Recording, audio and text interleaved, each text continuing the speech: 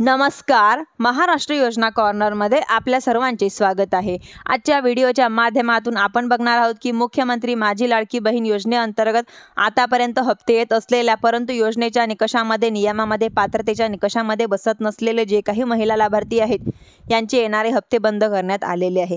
यांच्या जून महिन्याचा हप्ता न मिळालेल्या महिला लाभार्थ्यांना आपला जून जुलैचा हप्ता एकत्रित येणार का किंवा जुलै महिन्याचा हप्ता येणार का असे अनेक सारे प्रश्न पडलेले आहे.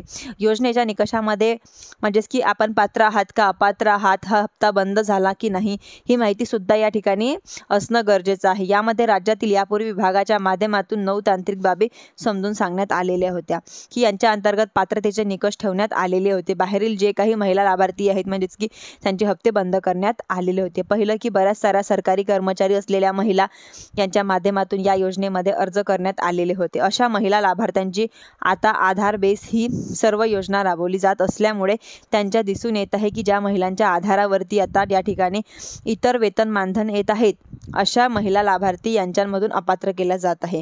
याचबरोबर बऱ्याच साऱ्या महिला लाभार्थी या निराधार योजनेच्या लाभार्थी होत्या. निराधार योजनेचे लाभार्थी असलेल्या महिलांना 1500 रुपये मानधन येत असल्यामुळे या योजनेच्या निकषानुसार त्या महिला लाभार्थी या योजनेकडून मानधनासाठी पात्र होत नाही. कारण 1500 रुपयेपेक्षा कमी जर मानधन मिळत असेल तर उर्वरित मानधन या योजनेच्या अंतर्गत देण्याची तरतूद आहे. परंतु योजनेच्या अंतर्गत 1500 रुपयेपेक्षा जास्त अनुदान मानधन असेल तर त्या महिला लाभार्थी योजनेसाठी पात्र होत नाही व निराधार योजनेच्या महिला लाभार्थी ज्या असतील त्या सुद्धा या हप्त्यापासून आता वंचित राहत आहे. हप्ता बंद करण्यात येत आहे. म्हणजेच की यापूर्वी आपण पाहिलं होतं की पोर्टलवरती लॉग इन केल्यानंतर जर तुम्ही निराधार योजनेचे लाभार्थी असाल तर तुम्हाला या त्या ठिकाणी ते दाखवलं जाणार आहे.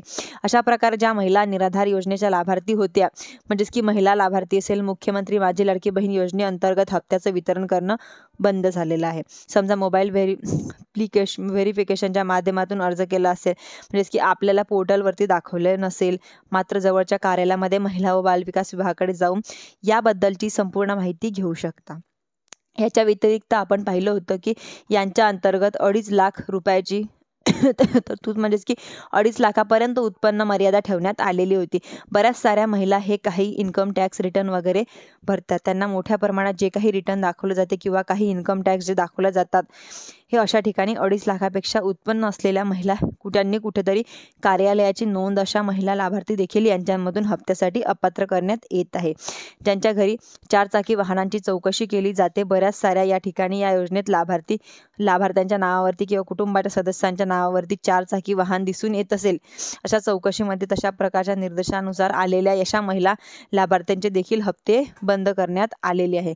PM किसान नमो शेतकरीचा हप्ता 1500 रुपयेपेक्षा कमी येत असल्यामुळे त्या महिलांना आता लाभार्थ्यांना उर्वरित हप्ता दिला जात आहे. म्हणजेच की व्यतिरिक्त सुद्धा बरीच काही छोटी मोठी कारणे असू शकतात. म्हणजेच की या योजनेचा हप्ता मिळाल्यापासून वंचित ठेवलं जात आहे व वंचित ठेवत असल्यामुळे त्यांच्या जूनचा हप्ता आलेला नसू शकतो.